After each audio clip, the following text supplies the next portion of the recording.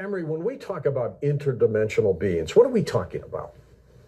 We're talking about a race of beings hundreds of millions of years ahead of us that have already been able to master how to change their form. They are allowed to switch their atoms and photons around to take almost any form they want and travel through time and space. It can go from a light body to a 3D body. It can change its frequency at will to go to another dimension. It can phase in, phase out, bleed in, bleed out of multiple dimensions.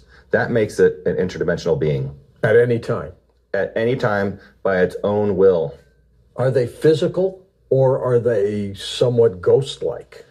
Yeah, that's a great question. I get that a lot because a lot of these sightings and things, people are referring them, as ghosts, or people report ghosts being seen when they're really these interdimensional beings. The interesting science behind this is that when an interdimensional being enters our dimension, he falls under the laws of our three-dimensional reality. So he has to take some sort of form. But don't forget, light is form too.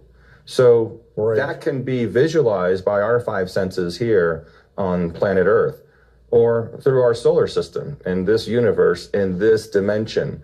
So as they come through, they might change from a light being into a form of their choice, or they also could stay in the light form. So many accounts that you've heard around in history books and around the planet of these ghost-like sightings. Now, some are ghost, which means if you were to pass away right now, your photons will still be in that chair for 30 days or more. And so this is what I'm getting at. The photons of the genetic makeup of the DNA is always there. Even when we leave our seats right now and come back tomorrow morning, we're still going to have our resonant energy is still going to be here. How do these interdimensional beings, Emery, kind of come through to get here?